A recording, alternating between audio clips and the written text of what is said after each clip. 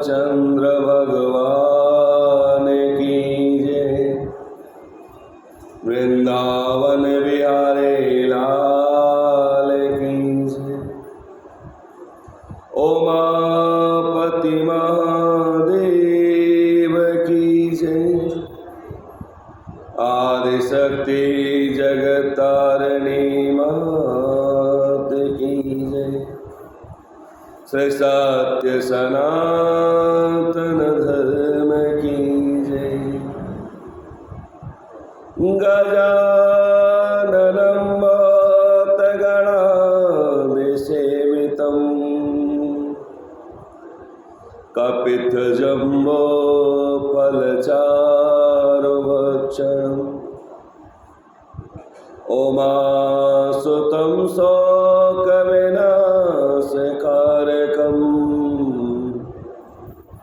नमामि विघ्नेश्वरपादपङ्कजम्। सशङ्खचक्रं सकिरीटकुण्डलम्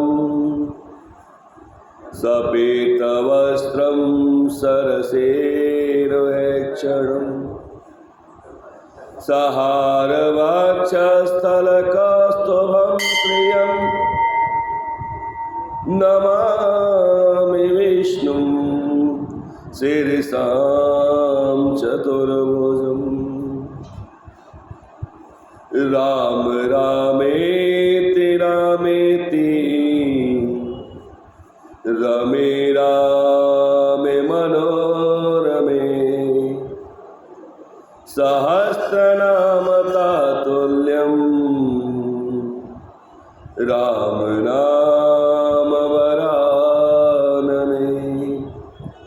राम नाम वरानने। मनोजवं मारुततुल्यवेगं जितेन्द्रियं बुद्धिमतां वरिष्ठं वातात्मजं वानरयोत्तमोख्यं श्रीरामदूतं शरणं प्रपद्ये। श्रीरामदूतं शरणं प्रपद्ये। कात्यायनी महामाये भवानी भुवनेश्वरी ब्रह्मा विष्णु शिवाराध्ये वरं देहि नमोस्तुते। वरं देहि नमोस्तुते। प्रेक्षवलम्बे मात की जय। भवानी तुम्हारी शरण आ गया हूँ।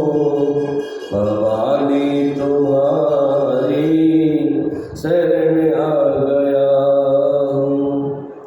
भवानी तुम्हारी शरण आ गया हूँ। भवानी तुम्हारी शरण आ गया हूँ। बिना भक्ति के हूँ गए कर्म काले।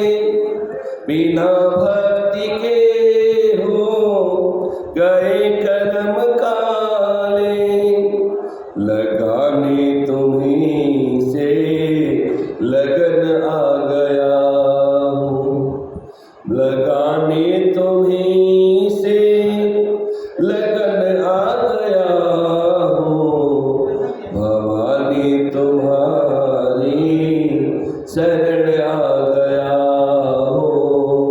भवानी तुम्हारी शरण आ गया हूँ। जब ही जन्म पाया तभी भव में डूबा। जब ही जन्म पाया तभी भव में डूबा।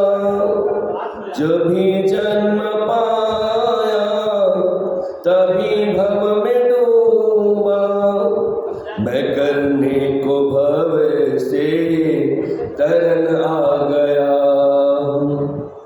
मैं करने को भव से तरन आ गया हूँ, भवानी तुम्हारी शरण आ गया हूँ, भवानी तुम्हारी शरण आ गया हूँ।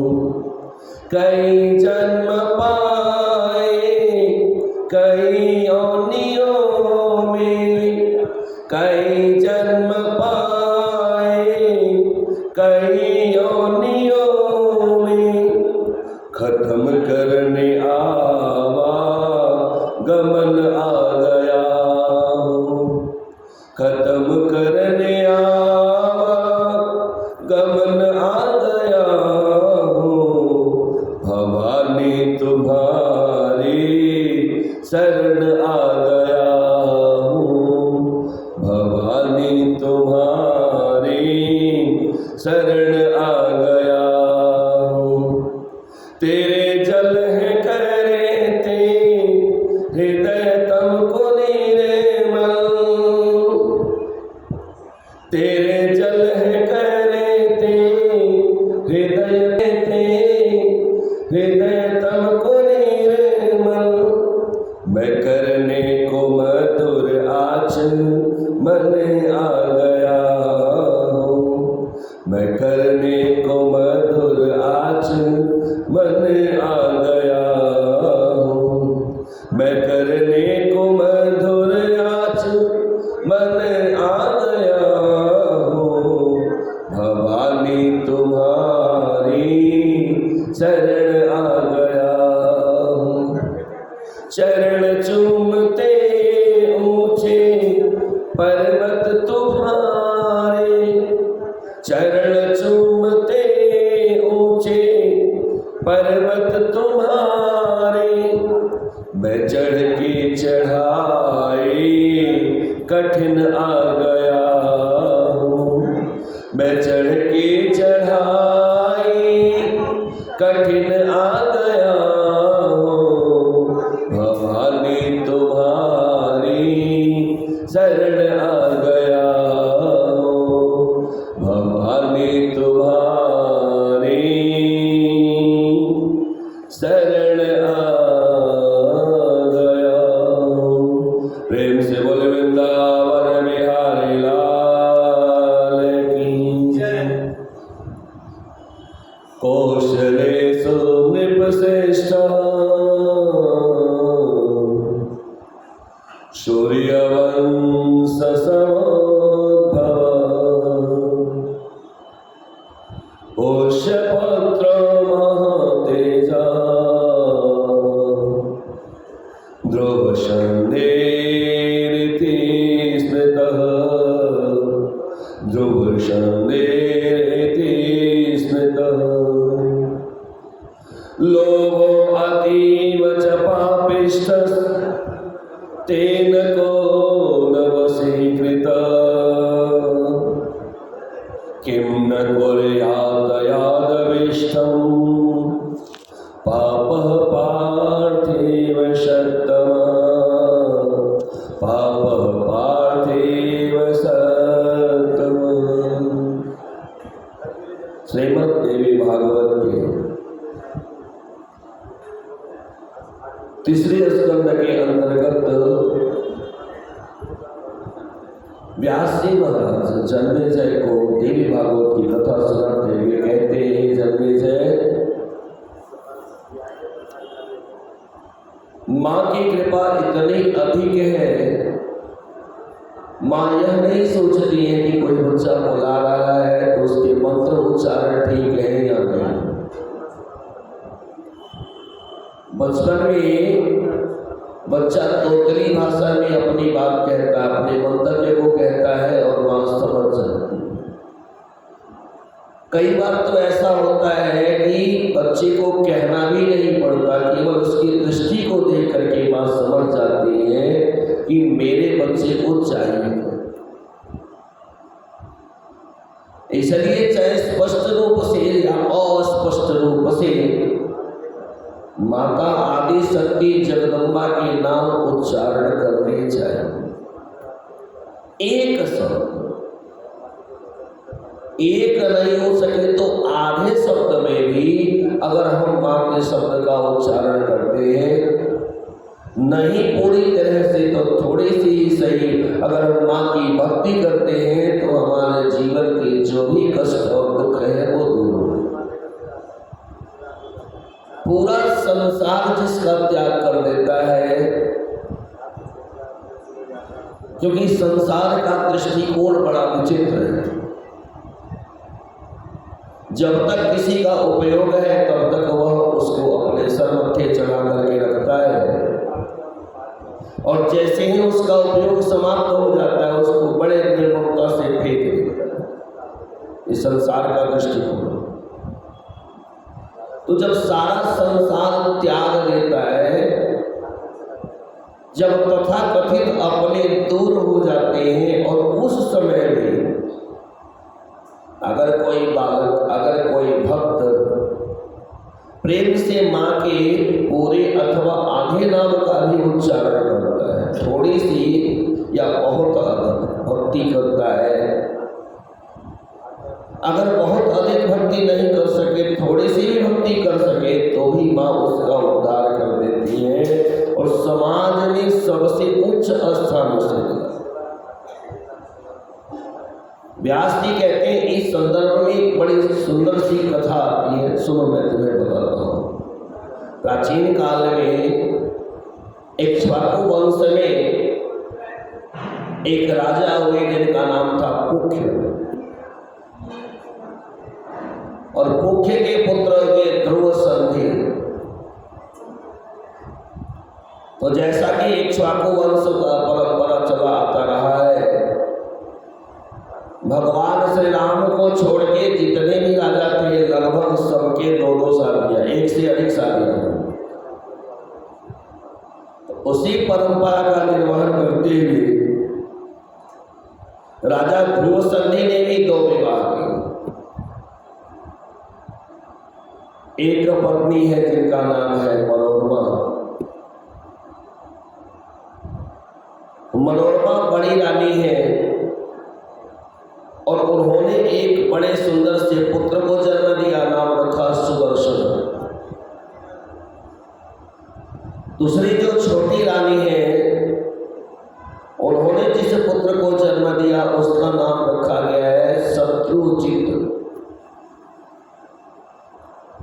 ध्रुव संधि अपने दोनों ही रानियों से समान प्रेम, समान आदर करते हैं। धीरे धीरे कुछ समय व्यतीत हुआ और एक बार शत्रु राजा ने ध्रुव संधि के ऊपर आक्रमण कर दिया। तो जब आक्रमण किया तो उस समय ध्रुव संधि वीर गति को प्राप्त हुई। तो जब तक राजा जीवित थे तब तक राज्य की व्यवस्था बड़ी मजबूत थी, बहुत सुदृढ़ थी। दोनों रानियां आपस में बड़े प्रेम के साथ रहा करती थी।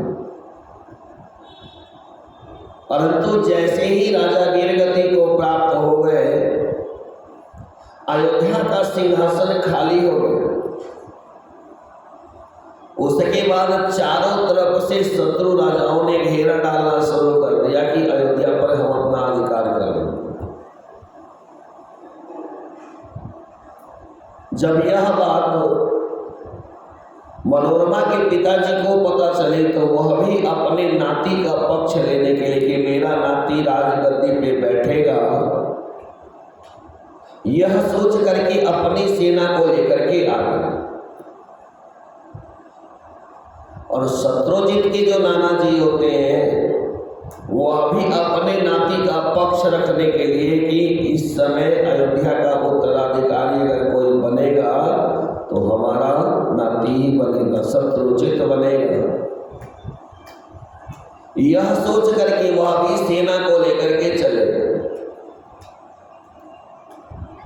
युद्धजीत बड़े ही वीर, बड़े ही पराक्रमी, बड़े ही अहंकारी और बड़े ही हठवादी प्रवृत्ति के होता है।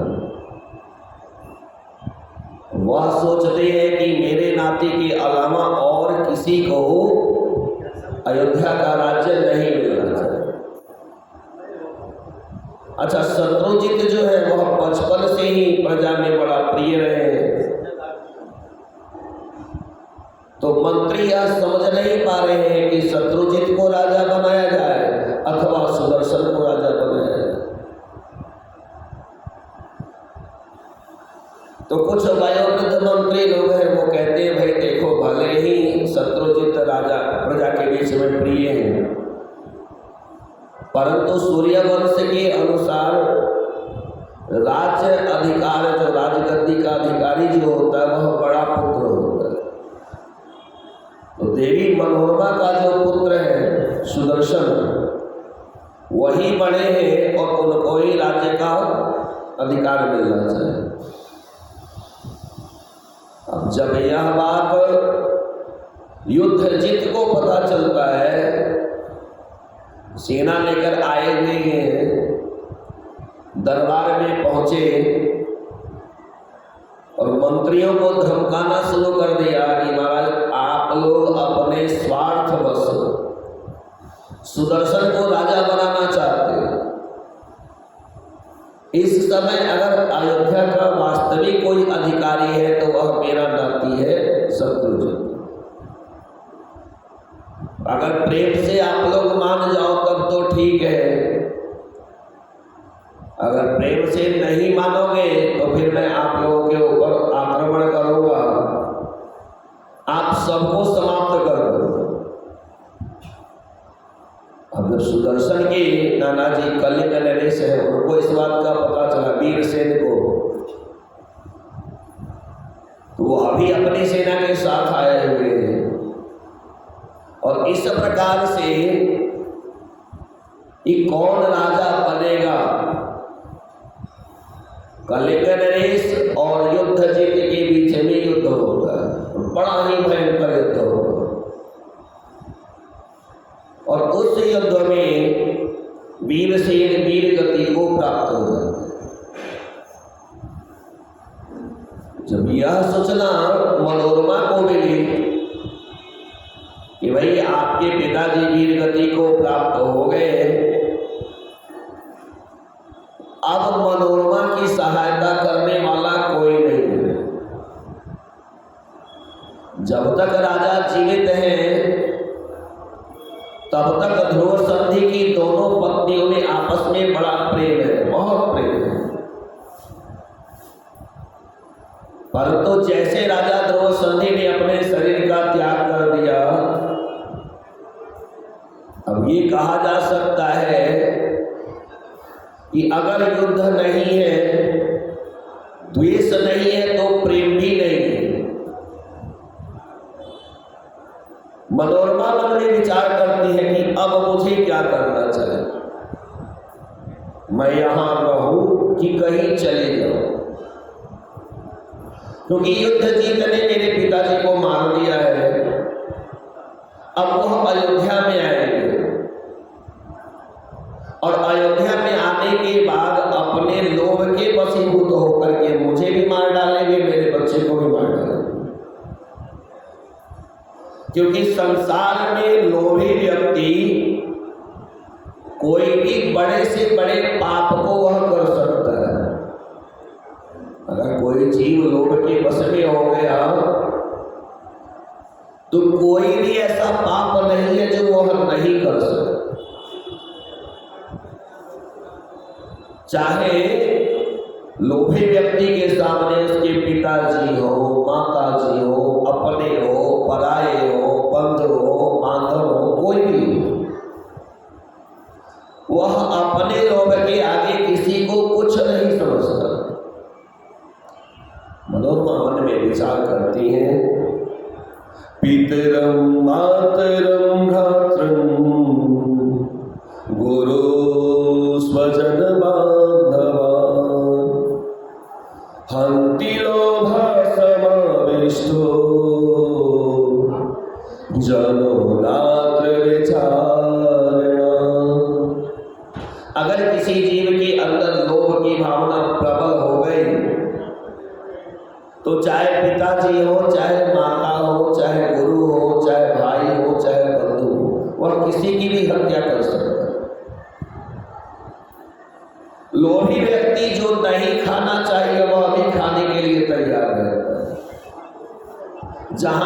नहीं जाना चाहिए वहां भी जाने के लिए तैयार रहता। और तो और लोभी व्यक्ति से बचना बड़ा ही कठिन होता है। इसलिए अब मुझे यह घर छोड़ करके या नगर छोड़ करके निकल जाना चाहिए। मनोरमा अपने पुत्र को लेती है, साथ में एक बड़ा स्वामी भक्त, बड़े दुबले पतले से मंत्री होते हैं, नाम होता है बिंदल, उनको ले लिया। थोड़े से कपड़े वगैरह कर लिया, जो गहने वगैरह पहने हुए है, लेकिन निकल पड़े। तो द्रौपदी की छोटी रानी पूछती है कि महाराज आप जा कहाँ रही हो, जरा बता दो मुझे भी। मनोरमा कहती है कि मैं पिताजी को देखने जा रही हूं। छोटी रानी ने मन में विचार किया, अच्छा इसका मतलब यह है कि मेरे पिताजी को भी अपना पिताजी ही कहती है, हो सकता है कि मेरे पिताजी को देखने जा रही हूं।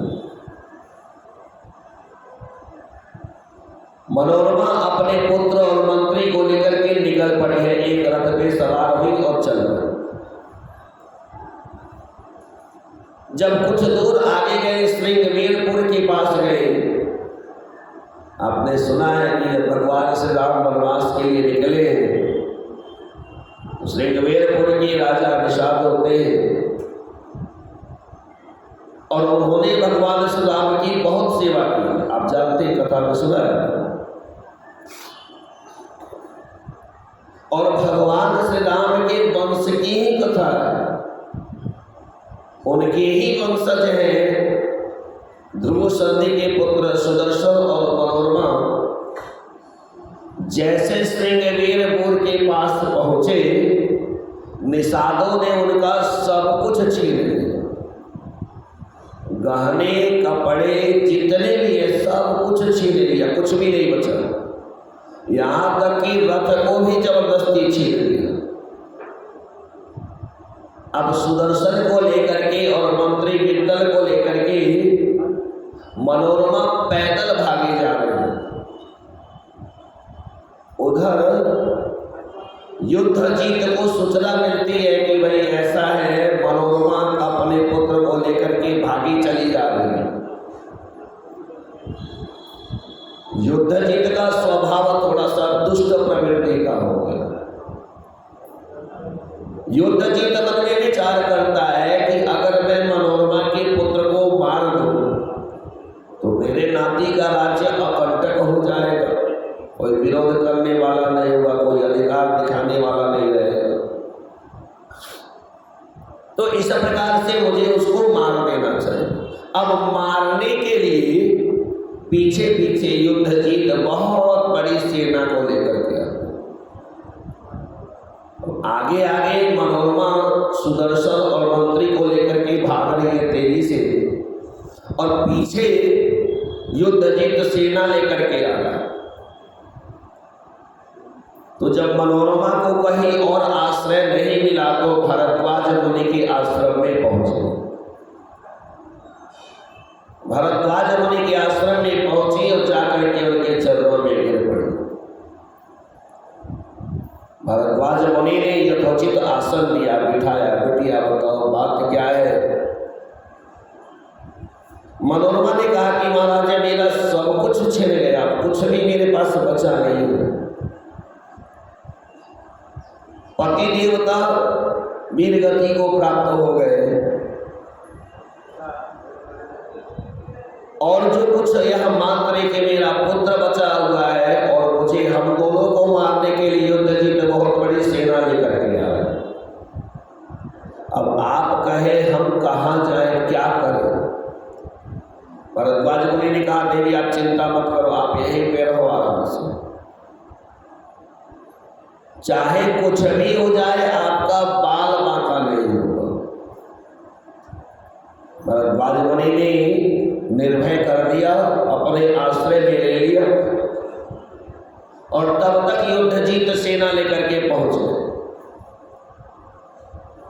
युद्ध जीत भरद्वाज मुनि से कहते हैं कि महाराज देखिए हमारा आपसे कोई बैर नहीं है, आप तो तो तपस्वी हैं, तपस्या करने वाले हैं, संत हैं,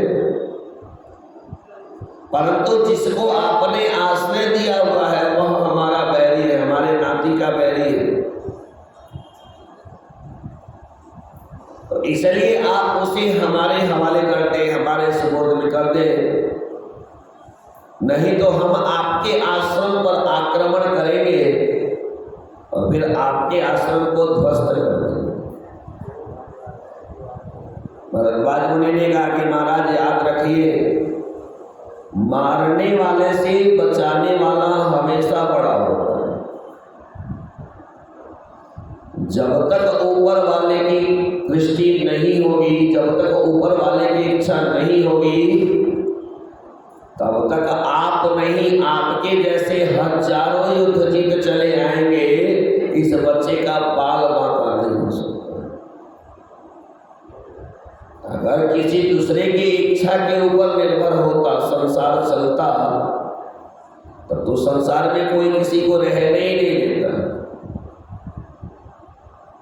जरा सा हम आपके मन के हिसाब से नहीं चलते तो आप हमको मार डालते, या हमारे मन के हिसाब से कोई नहीं चलता तो हम उसको मार डालते। परंतु हमारी इच्छा से संसार थोड़े चलता है, परमात्मा की इच्छा से चलता है, भगवान की इच्छा से, माता जी की इच्छा से चलता है। भरद्वाज मुनि ने कहा याद रखिए महाराज, आप यह सोच कर कि मैं तपस्वी हूं, मैं कुछ नहीं कर सकता, अगर यह सोच करके अगर आप आक्रमण करते हैं मेरे आश्रम पर, सुदर्शन को मारने का प्रयत्न करते हैं, तो आपका भी वही हाल होगा जो राजा विश्वरथ का हुआ था, वही हाल आपका भी हो जाएगा। यद्यपि मेरे पास न सेना है, न सेनापति है, न अस्त्र है, न शस्त्र है, कुछ भी नहीं है, फिर भी मैं आपको चेतावनी देता हूं, अगर केवल तपस्वी मान करके आप अन्याय करेंगे तो आपका भी वही हाल होगा जो राजा विश्वरथ का है। तो युद्धजीत पूछता है, महाराज ये विश्वरथ कौन थे और उनका यह हाल क्यों हुआ, जरा बताइए। तो मंत्री ने कथा सुनाई। मंत्री कहता है बहुत पहले प्राचीन काल में आपके इक्ष्वाकु वंश में एक राजा हुए जिनका नाम था विश्वरथ। तो रानी और महर्षि वशिष्ठ की पत्नी अरुंधति बड़ी अच्छी सखियां थी, विवाह के पूर्व ही बड़ी अच्छी सखियां थी, तो विवाह के बाद भी वह मित्रता बना रहा।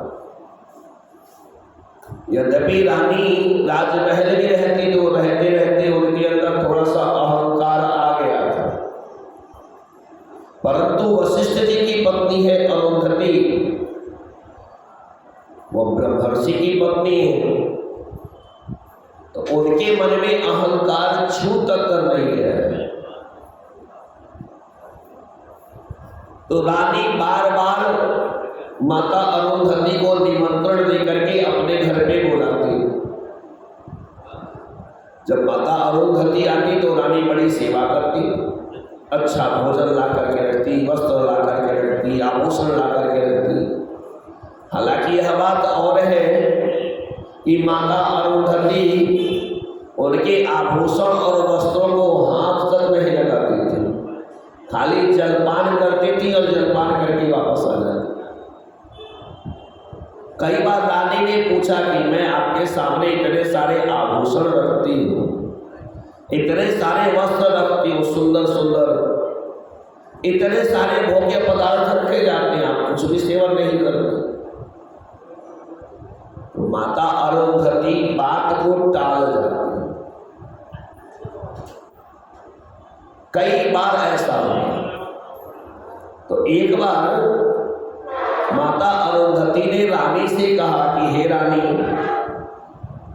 मैं बार बार आपके यहाँ आती हूँ, आप मेरी बड़ी अच्छे से सेवा करती हो, बहुत अच्छा लगता है,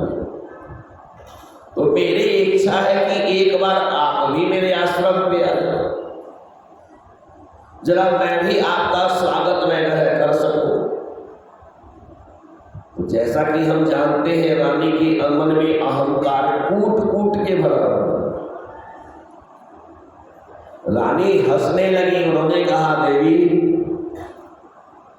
मैं अगर आपके यहां आऊंगी तो मैं रानी हूं, मैं अकेले नहीं आती, मेरे साथ हजारों की संख्या में सैनिक होते हैं।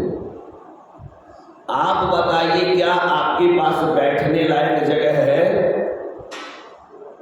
फिर इतने सारे लोग अगर आपके पास आएंगे तो क्या आप हमें बैठा करके हमारा स्वागत कर पाओगे? हमें खिला पाओगे? हमें उचित स्थान दे पाओगे? अरे मैं रानी हूं, मैं सिंहासन पे बैठती हूं, आपके यहां तो बैठने के लिए एक आसन भी नहीं होगा। तो इस प्रकार से आप अगर मुझे निमंत्रण दे रही हो तो ठीक है, निमंत्रण तो स्वीकार करती हूं, परंतु याद रखना, कहीं भी मेरी हेठी नहीं होनी चाहिए। माता अरुंधति के मन को बड़ा झटका लगा, बहुत दुख हुआ। मैं तो इनको मित्र की समझ के, मित्र जैसी बहन है या बहन जैसी मित्र है, यह सोच करके मैंने इनको निमंत्रण दिया कि मैं इनके यहाँ बार बार आती है, एक बार आप भी आइए। और इनके मन में इतना अहंकार है, इतना अभिमान है, कह रही है कि आप हमारी सेवा ही नहीं कर पाओगे।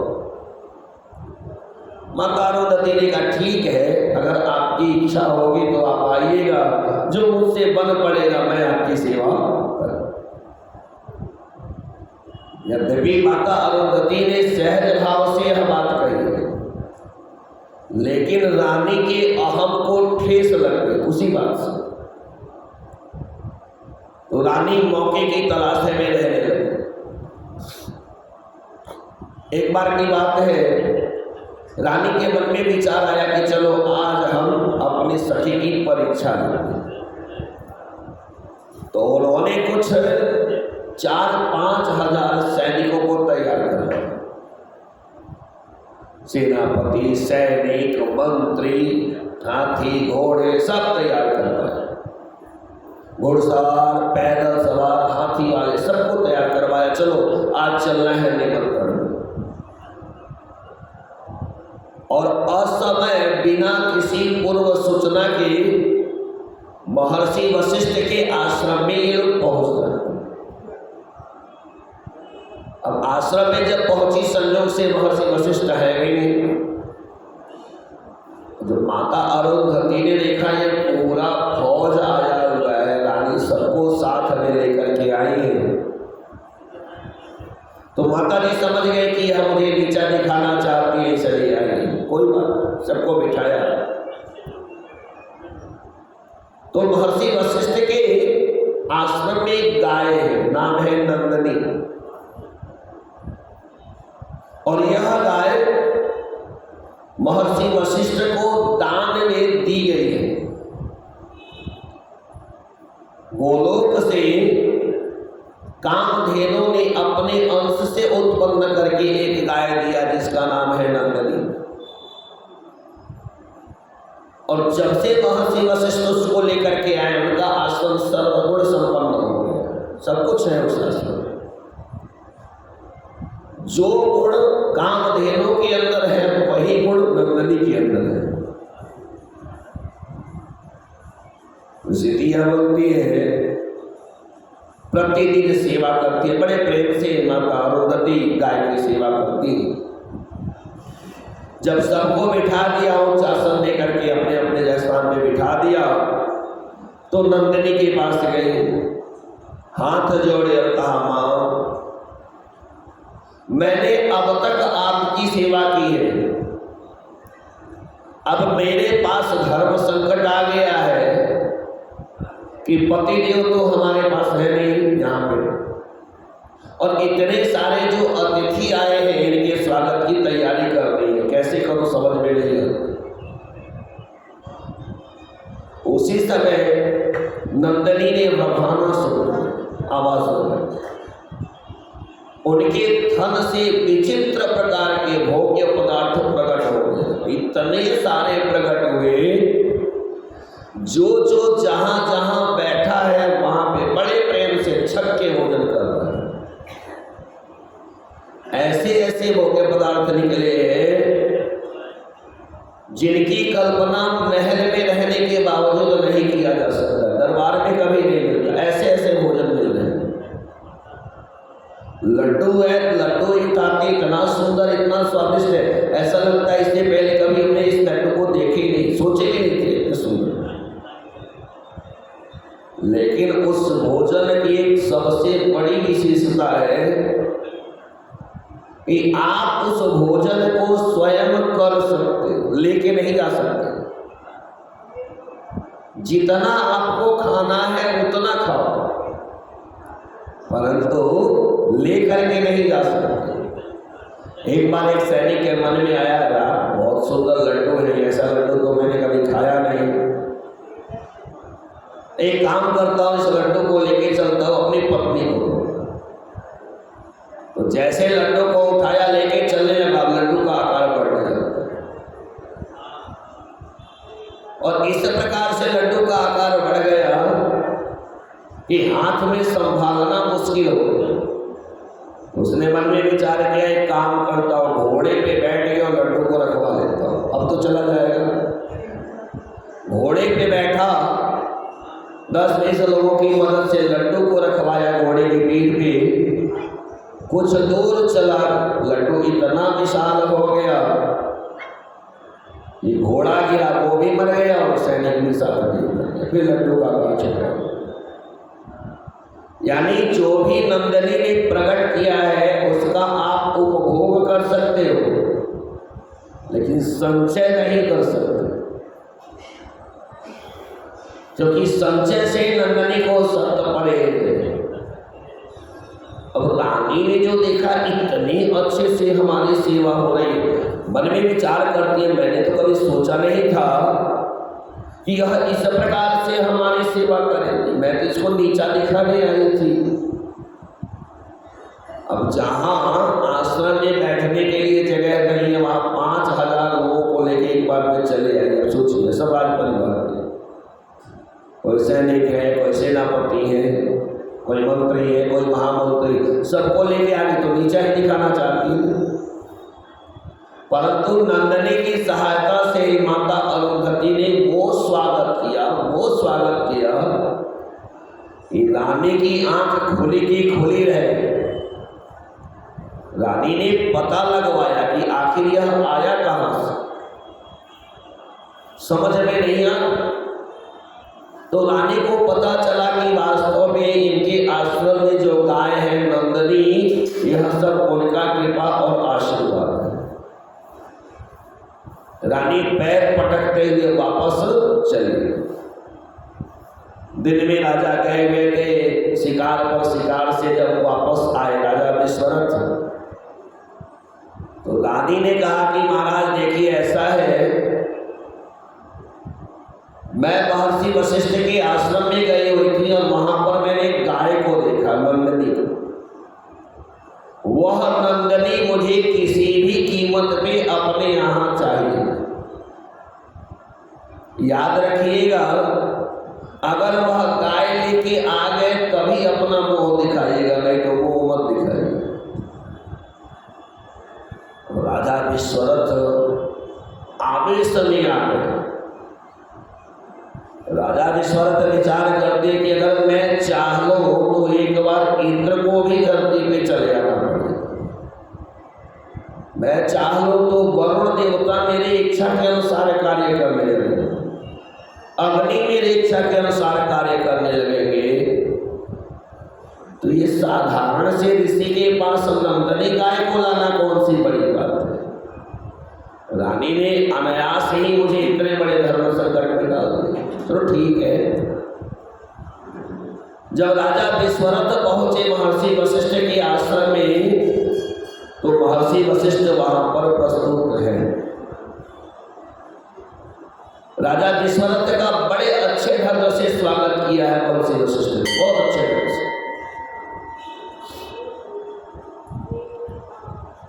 राजा विश्वरथ से महर्षि वशिष्ठ पूछते हैं कि महाराज कैसे आपका आगमन हुआ, कुछ इच्छा हो तो बताएं।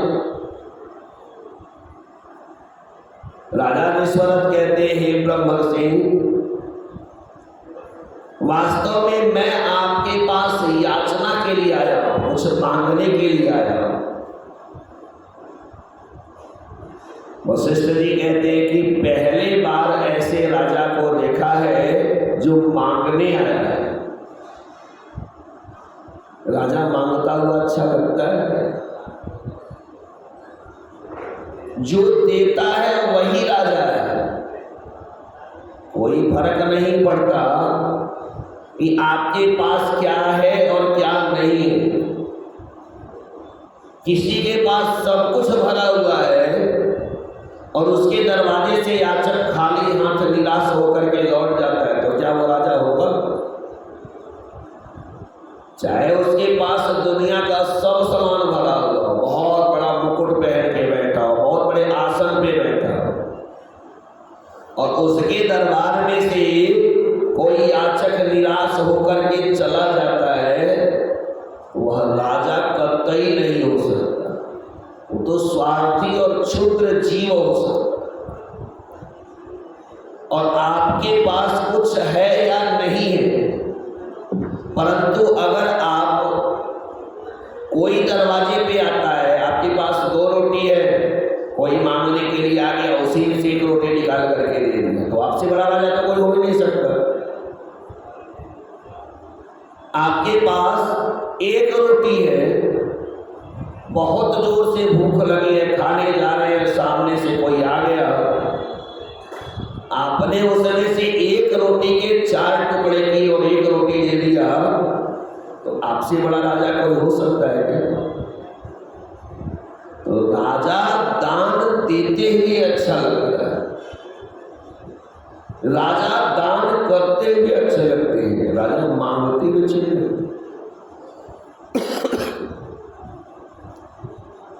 वशिष्ठ जी ने कहा, महाराज विचार करो, आप एक तो क्षत्रिय हो, दूसरे ब्राह्मण के पास आए हुए और वो भी मांगने के लिए आए हो।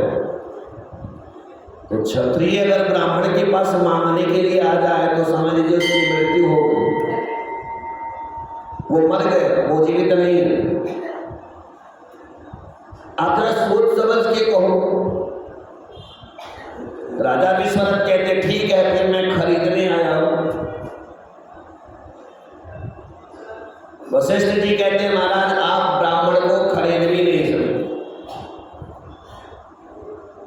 अगर वह ब्राह्मण जो ब्रह्म को तत्व से जानता है, जो ज्ञान को तत्व से जानता है, आप अपनी सारी पूंजी लगा दो, आप उसे खरीद नहीं सकते। क्या ज्ञान का कोई मूल्य होता है? अब यह बात और है कि हम ही अपने आप को ज्ञानी बना लें और हम ही अपना मूल्य लगा लें, वो अलग चीज है। परंतु सच्चाई यह है कि ज्ञान का कोई मूल्य नहीं होता। तो इसीलिए ब्रह्मर्षि वशिष्ठ ने कहा कि महाराज चाहे आप कितना भी प्रयत्न कर लो, आप मुझे खरीद नहीं सकते। आगे बोलिए। कहा, महाराज जब मैं न मांग सकता हूं, न खरीद सकता हूं, और मुझे वो वस्तु चाहिए जो आपके पास है, बताइए क्या करूं? वशिष्ठ जी कहते, अच्छा बताइए क्या है मेरे पास जो आपको चाहिए? चलो ठीक है, अगर आप आज याचक बन के आए हैं तो मैं आज आपको अयाचक कर दूंगा, मतलब इतना दे दूंगा कि फिर उसके बाद मांगने की जरूरत नहीं है। बताइए क्या चाहिए? राजा विश्वनाथ कहते हैं कि महाराज आपके पास जो गाय नंदनी है वही गाय मुझे चाहिए। अब इसके बदले में आप जितना कहो, 1 लाख कहो, 1 लाख गाय मैं आपके घर पे भिजवा देता हूं, आपके आश्रम में भिजवा देता हूं। 1 लाख आप यह नंदनी गाय मुझे दे दो। वशिष्ठ जी ने कहा, महाराज आप बताइए, इतने बड़े बुद्धिमान हैं, इतने विद्वान हैं, ये नहीं जानते कि जो दान की चीज को बेच लेता है वो 7 पुष्पों तक दरिद्र होता है। उस उसके वंश में कोई पानी देने वाला तक नहीं बचता। दान की चीज को किसी भी हालत में बेचना नहीं चाहिए। अगर आपके काम की चीज है तो उसका सदुपयोग करो, अगर नहीं काम की चीज है तो किसी दूसरे को दे दो। परंतु दान की हुई वस्तु को बेचने का अधिकार किसी के पास नहीं होता। मुझे यह गाय गोलोक से देवी कामधेनु ने स्वयं दान करके दिया है, तो बताओ कैसे मैं यह गाय आपको बेच दूं? राजा ने कहा बेच नहीं सकते तो वैसे ही दे दीजिए। कहा महाराज वैसे भी मैं नहीं दे सकता। क्यों? क्योंकि केवल एकमात्र यही गाय मेरे पास है जिसके द्वारा जो भी वस्तु मुझे प्राप्त होती है उससे मैं यज्ञ करता हूँ, हवन करता हूँ, अतिथियों का सत्कार करता हूँ। तो अगर इस गाय को मैंने दे दिया तो मेरा तो सारा कार्य रुक जाएगा। तो ना ही मैं इस गाय को बेच सकता हूँ और ना ही मैं इस गाय को दे सकता। राजा ने कहा महाराज प्रेम से नहीं दोगे तो देख लीजिए मेरे पास कितने सारे सैनिक हैं, जबरदस्ती खोल के लेके चलो जाओ। वशिष्ठ जी कहते हैं भाई आप बलवान हो, बलशाली हो, कुछ भी कर सकते, प्रयत्न करके देख लो, प्रयत्न करके देख लो। राजा ने आदेश दिया सैनिकों को जाके बलपूर्वक उस गाय को खोल के लेके आओ। जैसे गए नंदिनी ने बड़े कातर भाव से वशिष्ठ जी की तरफ देखा और कहा महाराज मुने त्यजसी मां कस्मा आकर्षयन्ति सुयंत्रिता मुनिस्ता प्रत्वाचेदम् त्यजेनां सुदुग्धदे त्यजेनां सुदुग्धदे। नंदिनी कहती है महाराज आज आप मेरा त्याग कर रहे हो। अरे मैंने तो सोचा था कि मैं जब तक जीवित रहूंगी आपके और आपके परिवार का, आपके आश्रम का, आपके शिष्यों का भरण पोषण करती रहूंगी, आपके पुत्रों का भरण पोषण करती रहूंगी। लेकिन आज आप मेरा त्याग कर रहे हो। मुझसे कौन सा ऐसा अपराध हो गया कि जो आप अपने जीवन से मुझे निकाल रहे हो? वशिष्ठ जी ने हाथ जोड़े और कहा मां, हे दूध देने वाली मां, वास्तव में मैं आपका त्याग नहीं कर रहा। यह राजा बलपूर्वक मुझे आपको छीनना चाहते। नंदिनी ने कहा अच्छा ये बात। हुंकार किया और जैसे हुंकार किया नंदिनी के शरीर से असंख्य सैनिक प्रकट हो गए। वो सारे के सारे देव सैनिक हैं प्रकट हुए और क्षण में ही राजा विश्वरथ के सारे सैनिकों को मार के गिरा दिया।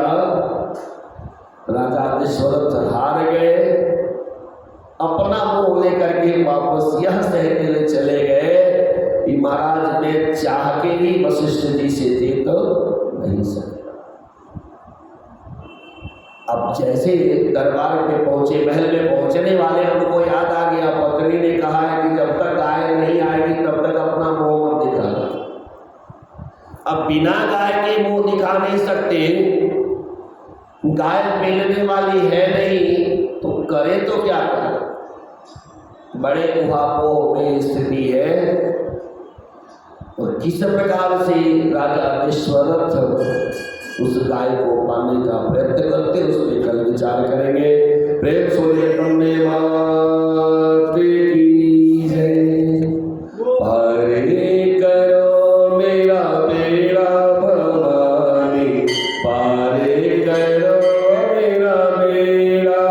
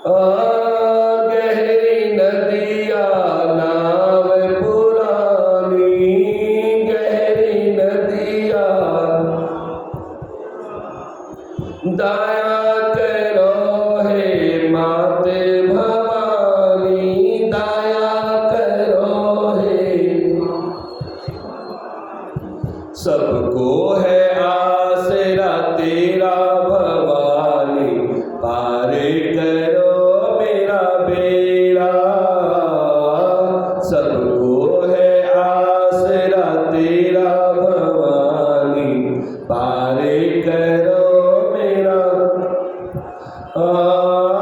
मैं निर्गुणिया गुण नहीं कोई, मैं निर्गुणिया। मैया जगा दो किस्मत सोई, मैया जगा दो। देखो ना अवगुण मेरा भवानी, पारे करो मेरा बेड़ा। देखो ना अवगुण मेरा भवानी, पारे करो मेरा, पारे करो मेरा बेड़ा भवानी, पारे करो मेरा